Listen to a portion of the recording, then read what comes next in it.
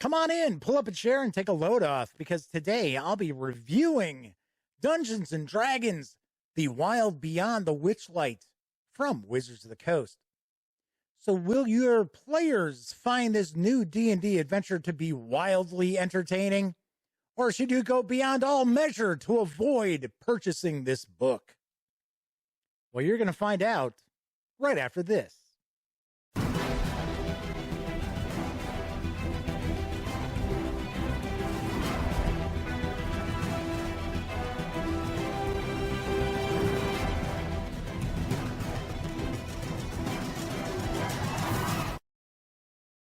Howdy, howdy, howdy, gang. Welcome once again to the Duct Tape Studios. I'm Jeff McAleer, your host here at the Gaming Gang channel. Thanks for joining me once again. As I mentioned in the open, I'm going to be reviewing Dungeons & Dragons, The Wild Beyond the Witchlight in just a moment. But first, I do want to point out that I will be revealing the winner to my copy of the Hydro 74 Alternate Art Edition later in this video. If you caught my first look video, I talked about how you could get in the running to win this very book, and I will announce the winner a bit later. All right, so today I'm reviewing Dungeons & Dragons, The Wild Beyond the Witchlight from Wizards of the Coast. This 252-page hardcover is arriving in stores on September 21st, and it will carry an MSRP of $49.95. So let's swing on over to the other camera, because here I've got The Wild Beyond the Witchlight. So do want to mention a few things before we dive in. First off, the fine folks over at Wizards of the Coast were kind enough to provide me with this review copy, but neither I nor anyone else affiliated with the Gaming Gang has received any other sort of compensation for me to share my thoughts about this adventure with you. These days, it's very important that you know that. Also, if you're a player and you're hoping that your dungeon master is going to run this adventure, I definitely recommend tuning out now. There's over 1,000 videos here on the Gaming Gang channel. Feel free, go enjoy one of those, because you don't want your enjoyment of this adventure spoiled by taking a peek at this review. Speaking of spoilers, also want to mention, here there be spoilers. I do my best to stay as spoiler-free as possible, mainly because one of the great joys of being a dungeon master is getting to experience reading these adventures the first time. So once again, I try to stay spoiler-free, but there are going to be some spoilers, because I have to do that to discuss the adventure, what I like, what I may not, who this is for, who this might not be for, so on and so forth. All right, without further ado, let's jump on in. So first off, we've got our credits page, and we've got loads of illustrators who have contributed to this book. As far as the writers, they are Stacey Allen, Will Doyle, Ari Levitch, and Christopher Perkins. So I am going to stay up in the corner here, picture in picture. So I am going to be cutting off a little bit of the top left. Also, we're not going to look at each and every page within the adventure.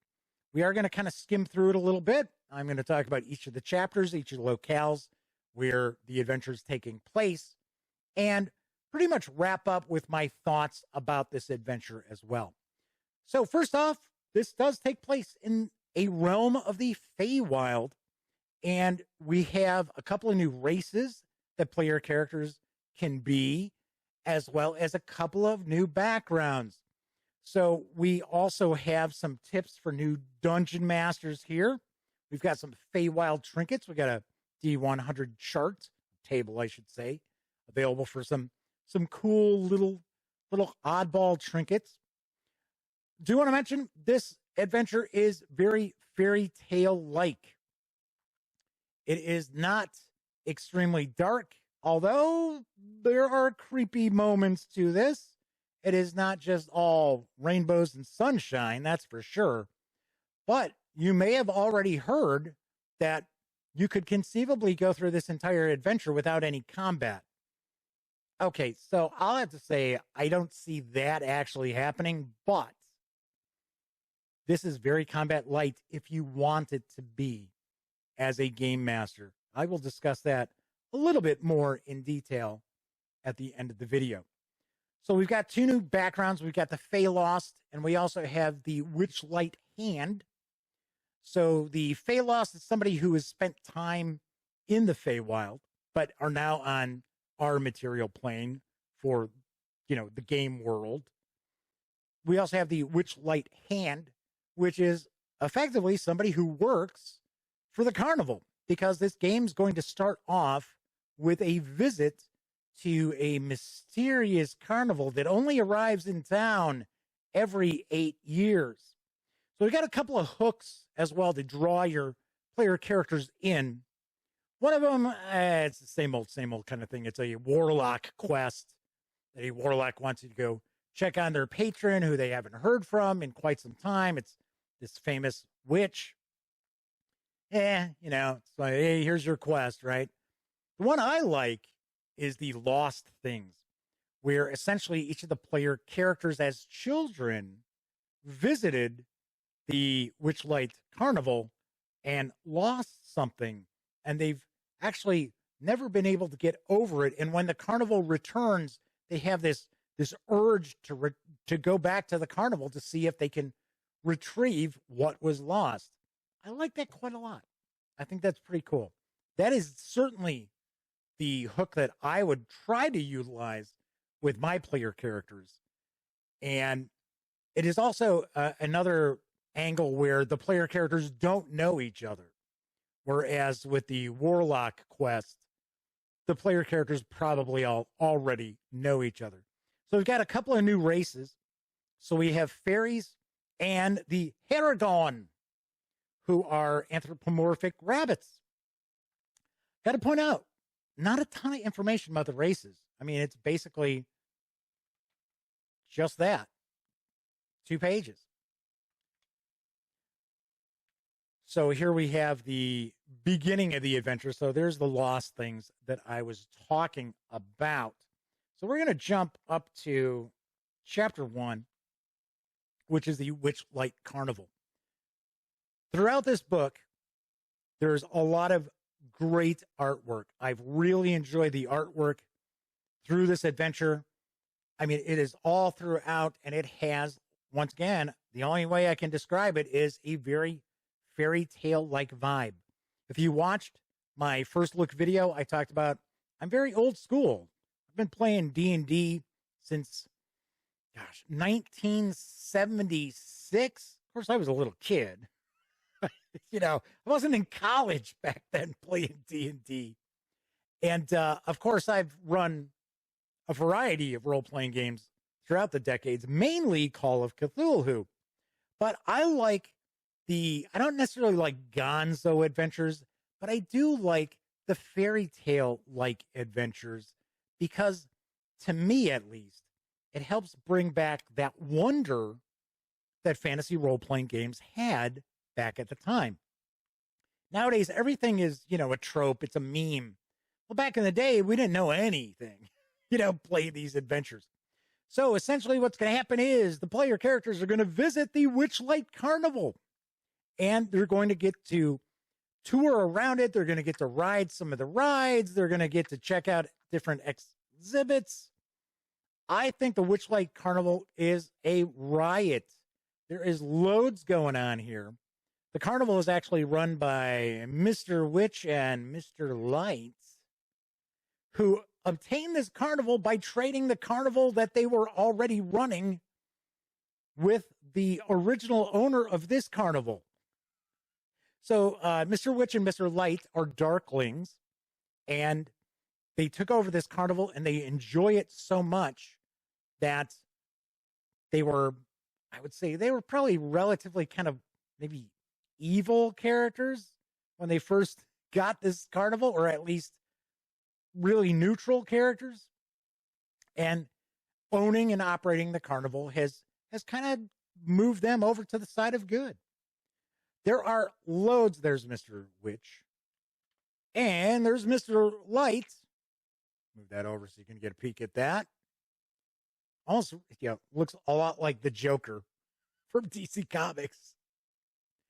But what I was going to say is there's a lot going on at the carnival, and time is limited. So the carnival only operates for about, if I remember correctly, I think it's 8 hours. And at the halfway point, there's a special celebration. And then at the end of that night's carnival, there is another big event that takes place. There is so much going on at the carnival. What I would recommend as a dungeon master with you running it is break it up over a couple of nights. Don't try to cram everything into the one night, because this carnival does appear every 8 years, but it's even mentioned within the adventure that the carnival's there for a few days. So that is definitely what I would recommend doing, because there's a lot of really fun set pieces with this carnival. One of them, my favorite, is the giant snail race that the player characters get to take part in as jockeys. So it's a lot of fun. I can see a lot of really interesting stuff going on at the carnival. Something else, the player characters will have a lot to do with the mood, the overall mood of the carnival. If the player characters are having a good time, then the mood is really good. People are enjoying themselves, and the calliope music is upbeat, and Mr. Witch and Mr. Light are very happy. But if the player characters are rude and doing murder hobo sort of things, then the mood of the carnival is going to become very dark. And if you ever have the player characters hit one of the two extremes, either enjoying themselves and taking the mood level up to the highest, or causing trouble and bringing the mood all the way down to the lowest, they will be asked to be meeting with Mr. Witch and Mr. Light. So what essentially is going to happen is the player characters are going to find that they're being tasked with going into the Feywild. And there are 3 hags who have imprisoned the relatively good witch who used to rule over the realm. And the realm has been broken into 3 separate realms now, each controlled by one of these 3 sisters who are the hags. Which, interestingly enough, the witch that they've imprisoned is also their sister. Once again, spoiler, sorry. So anyway, as I mentioned, I really do dig the carnival environment and all the various different rides and set pieces within. There are some timed events as well. That's why I'm talking about trying to break it up over 2 nights, because the player characters are not going to be able to experience all the fun little things, like they're shrunk down to ride on dragonflies, things like that. If you're really looking to present the wonder of this adventure, especially at the carnival, just break it up over a couple of game nights. And I mean like game time, not, real time. All right, so player characters end up visiting Hither. So that also means that we do have regions called Thither and Yon. So Hither is a kind of like swampy area. Now you have to keep in mind, now that these hags rule this realm, things have declined. Everything is in a state of decay. Now that doesn't mean that every creature that the player characters run across are going to be evil or nasty, things like that. That is definitely not the case. Now, there are some rules that kind of oversee everything that happens in this realm. One of them is the rule of hospitality. So if the player characters arrive someplace, even in one of the hags' abodes, they are treated kindly because it is the rule of hospitality. There's also the rule of reciprocation, which if the player characters receive a gift, that they're expected to give a gift in return of at least the same value. So with this adventure itself, as I mentioned earlier on, it is entirely possible to go great lengths of time without combat taking place. That's going to bother some players out there. I'm sure it's going to bother some dungeon masters out there. I have not seen an adventure for 5th edition Dungeons and Dragons that is so geared towards resolving conflict outside of combat. And I got to be honest, I really do dig this. Now, of course, I know there are people out there who enjoy loads and loads of combat in their adventures. I get it. I understand that. There are opportunities to be able to include a lot of combat in this as well. One thing that I will mention, that this adventure does take characters from 1st to 8th level. And when I first saw that, when I did the first look video, I thought to myself, yeah, that's kind of an indicator that there's probably not much combat. Also, this is pretty much set up for milestone advancement, not necessarily experience points. So that's something to keep in mind as well. So what the player characters are going to do is they have to go and confront each of the hags in each of the realms, because they have to find a way to free the imprisoned witch at the Palace of Desires. So, moving right along. Another aspect of this book I really dig too are the maps. There aren't tons of them. Unlike most Dungeons and Dragons adventures, we don't have a lot of maps of locations. There's a lot of theater of the mind going on with this adventure as well. But the maps are really, really cool. Once again, some very cool artwork. So in the first region, the player characters are going to have to deal with some bullywugs who are not evil. That's something else that you're going to find throughout this adventure. A lot of cultures or races, monsters that you're used to seeing that tend to be evil. Many of them are not. Many of them are neutral. But then again, that's sort of the Feywild way. I know a lot of people are big fans of the Feywild because of it being so different than material plane adventures. For one, players have to watch what they say or making deals. There's actually, in the second region, one of the hags is trying to catch this kind of like Peter Pan-ish sort of character, and has all these wanted posters up around the region, and they show various different rewards. Each one has a different reward. And then, of course, it tells you, well, here's what the reward really turns out to be if the characters do catch this kid. And it's pretty funny. So that is Thither. So Thither is a woodland. So it is a forested area as well. And we've got another map here. Another aspect of the adventure is in each of these regions, the player characters are going to have the ability to get a guide.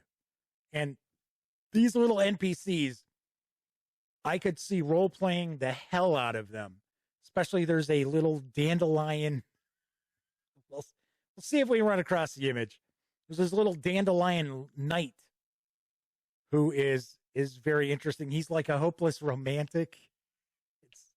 I can really see having fun with that. So one of the other aspects of each of the hags that I find is pretty cool is they all hate each other. So they're all looking to screw the other one over. And try to bargain with the player characters once they meet into doing something for them, which is damaging to one of the sisters. Although, interestingly enough, if the player characters chase one of the hags out of their region, they end up going to one of their other sisters' regions. So they hate each other, but they tolerate each other in that respect. So Loom Lurch is where Granny Nightshade is the witch who's here in Thither. So there is one thing that we'll get to at the end of the adventure. It's like the climax that I'm not going to go into a ton of detail, but I do have to point out that I did find that I'm not sure how to resolve it. And I'll talk about that when we get to it. All right. Then we move to Yan. Yan is a mountainous region. And Endlin Moongrave is the hag who lives here.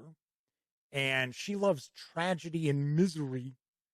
So this has a very theatrical vibe to this area, this chapter as well. As you progress throughout the adventure, personally, I think the opportunities for more combat begins to increase throughout. This is actually a pretty long chapter. I find this chapter will probably play out longer than this region is going to play out longer than the first two regions, because there's a lot going on. There's different factions that the player characters are going to have to deal with. Here we go with another very cool map as well. This witch is very interesting how you can defeat her. And she already sort of knows how she's going to go. She's foreseen her fate during the eclipse. So one of the things she tries to prevent is Eddie's son. All right, moving right along. Motherhorn is her abode, which has a theater, a big amphitheater. So what's going to happen is the player characters are going to end up with a cadre of allies as well as guides that are available to them as well. And you might find that your player characters have this just big party traveling throughout, especially this final region here. And what you want to do is you're going to want to make sure that you continue to keep the focus on the player characters. The player characters are the stars of the show. There are going to be some other important NPCs that show up that are going to be important to the conclusion of the adventure. But you have to keep in mind, make sure the player characters are the stars. So there are a lot of fairy tale beats to this adventure, to the different regions as well, such as kidnapped children, things not being what they seem, and so on. Especially, like I had mentioned before, that you have monsters or creatures that normally in the material plane in D&D would be evil. Here, not necessarily the case. We've got a lot of animated objects as well that are sentient. They could be trees and mushrooms and plants and utensils and a little oil can named Squirt. There's also a Jabberwock that the player characters are going to have to deal with. That is probably the toughest opponent that the characters will face in this adventure. And to be honest, they probably won't be surviving a combat adventure or combat with it, simply because one of the things too, you're going to run across a lot of magic items within this, but you're not going to find a lot of combat magic items as well. All right, just kind of zipping through. As I pointed out before, this is a relatively long chapter as well. So let's get to, whoops, oh, I skipped ahead from the last part. That's what I thought. That looked kind of strange. Here I'm talking, moving right past it. Okay, so that Palace of Heart's Desire. I know I said Palace of Desire. This Palace of Heart's Desire, this is where Igwilly the Witch is being held in stasis. She's not who she appears to be, and that is not who she appears to be. So this is where another trope from fairy tales comes in, and that is the true name. That if you know the true name of someone, that gives you power over them or the ability to do things to them. So one of the ways that the player characters can free the witch is through using her true name and something else. And remember, I had mentioned there's a thing at the end, kind of at the conclusion, where you're able to free her from her stasis. And it requires an item that you're supposed to use to restore something earlier in the adventure. And I'm not sure how you would still have it if you used it already to restore something to its original state. So kind of threw me off a little bit. Now, I will point out there are multiple ways in order to free the witch, but that's one of them. And I kind of thought, well, wait a second. The player characters shouldn't have that anymore unless they don't happen to restore this thing to its original state. This last portion here is more along the lines of a dungeon delve. We have kind of a straight up exploration of the palace, the different levels of the palace. It really does come across as a dungeoneering sort of aspect. I'm going to give you a look at some more of the artwork. And this is a section here that I think is the finale at the Palace of Heart's Desire.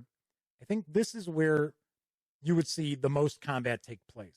Once again, I wouldn't think your player characters are going to be able to tangle with the Jabberwock, but I do think because there's baddies who are actually guarding the palace that really I would see is pretty likely that there's going to be a big climactic battle.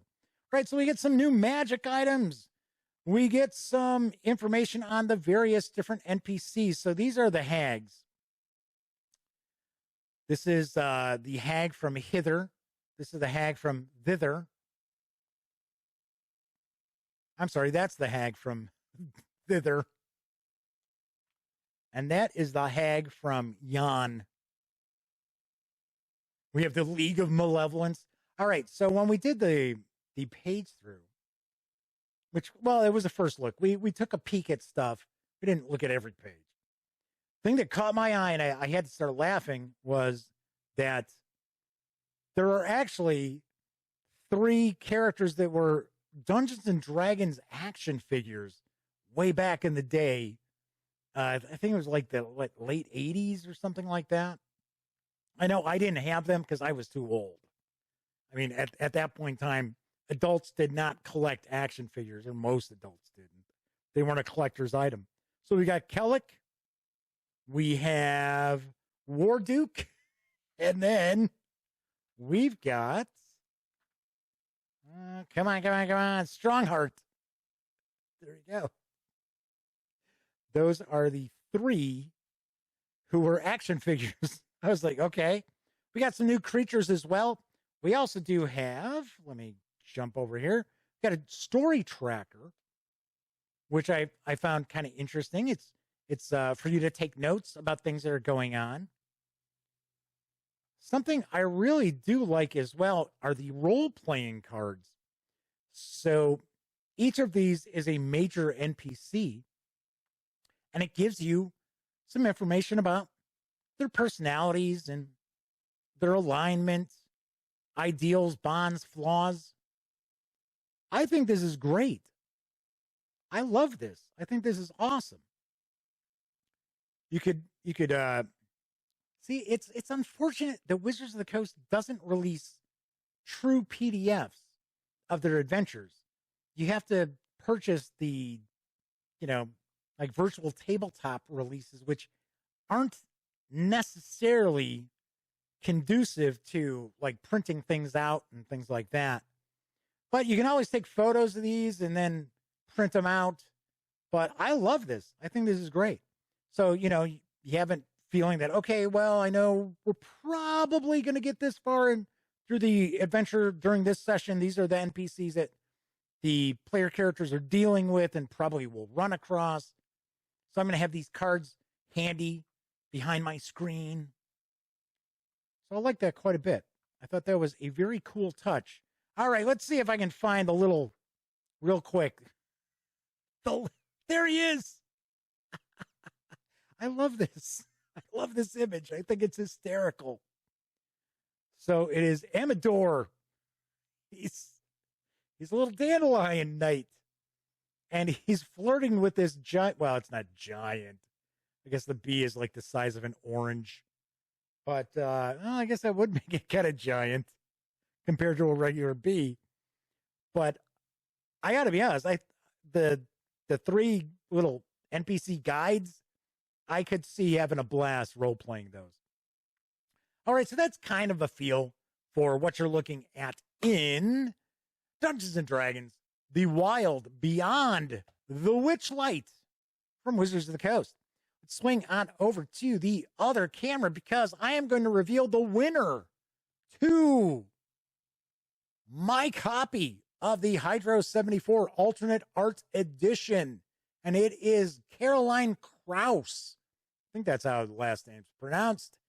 Caroline, do me a favor. Shoot me an email to Jeff McAleer at thegaminggang.com from the Gmail account your YouTube is connected to. And we will discuss how I can get this book into your hands. And I got to be honest, I am going to Gen Con tomorrow. So I will probably not get this in your hands before it hits stores. But it should hit the mail on September 20th. So just so you know. All right. So congratulations to Caroline. All right. So what do I think of the Wild Beyond the Witchlight? I got to be honest. This is my favorite 5th edition Dungeons & Dragons adventure. I know. And the funny thing is, I know there are people out there complaining about this adventure that, oh, I can't believe that there's not going to be a lot of combat in it. And, okay, I get it. I see that. I understand that. But you know what? This adventure is different. It's not the same old, and that's very important. And as I mentioned, I dig the kind of fairy tale vibe that some, especially old school adventures have. I love that. As I said, it kind of brings back that sense of wonder that people had when they first started playing Dungeons and Dragons. Everything was new, everything was weird, everything was different. Nowadays, when you have adventures that are just a lot of combat, it kind of starts boiling down to, okay, so, here's some tactics here, here's some tactics there. It just, to me, it's not as entertaining. It doesn't get my juices flowing as much as trying to figure stuff out. Being like, let's see. So how can we get past XYZ without, actually attacking it because it'll kill us? Those kind of things. That's what I love about role-playing games is the problem solving as opposed to just, tossing dice in combat. Not to say I don't enjoy good combat. I'm just saying I don't think that's the most important thing, at least as far as my adventures go. So here's something else that I do want to point out about the Wild Beyond the Witchlight. And that is, I feel that this is an adventure that dungeon masters can easily use to bring new players into the fold who may have been kind of turned off by what they had heard about Dungeons and Dragons before. Maybe they were kind of interested, but they really are a little turned off by, like, you know, all the fighting and bloodshed and, you know, things look dark. This is very whimsical. No joke. It says right on the cover, this is a whimsical adventure, and it is. It really is. Now, there are big baddies and scary things in here for your players too, so don't forget that. It's, like I said, it's not all rainbows and sunshine, but it's not grimdark by any stretch of the imagination. I really think people are going to have a blast with the Wild Beyond the Witchlight. Here's one thing, a final item that I'm going to toss out. This adventure should be really easy to port over to just about any old school fantasy retro clone. Doesn't matter if it's super crunchy rules, doesn't matter if it's minimal rules light. You could bust out the Black Hack with this. You can bust out Swords and Wizardry, Lamentations of the Flame Princess, if that's your thing, old school essentials, you name it. You can easily be using this adventure regardless of what core mechanics that you utilize, because it is so light on combat if you want to run it that way. I think this is a blast.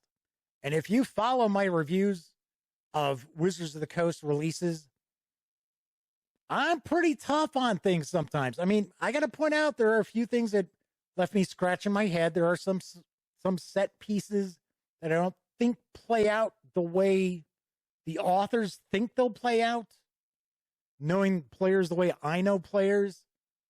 But all in all, I think this is a fantastic release. I'll say it again. This is my favorite Dungeons and Dragons adventure for 5th edition. No joke. So, on a scale of 0 to 10, I give the Wild Beyond the Witchlight a 9.5 out of 10. It is that good. And you don't have to be running Dungeons and Dragons to pick it up, at least in my opinion. All right. So that's it for this time out. If you like this video, by all means, give it a quick thumbs up. Subscribe to the Gaming Gang channel if you haven't already. And if you do, ding that bell. It'll not only let you know when I upload videos such as this review, it'll also tell you when my live stream, the Gaming Gang Dispatch, airs right here on YouTube, as I bring you the latest in tabletop gaming news, as well as first looks at tabletop game releases. Of course, when you're not watching videos on the Gaming Gang channel, be sure to visit thegaminggang.com for all the latest in gaming news, reviews, and a whole lot more. You know the drill. Get your geek on at thegaminggang.com. Once again, I'm Jeff McAleer. Thank you so much for watching. And until I see you next time, here's hoping each and every one of you get to enjoy loads of great gaming with your very own gang.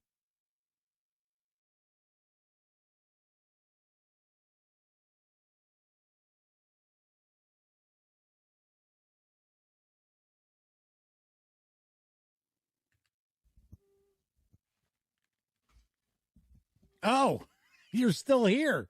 Well, while you're kicking it, how about subscribing to the Gaming Gang channel, or seeing the latest episode of the Gaming Gang Dispatch, or finding out what YouTube recommends you check out here at my channel. And of course, don't forget, get your geek on at thegaminggang.com.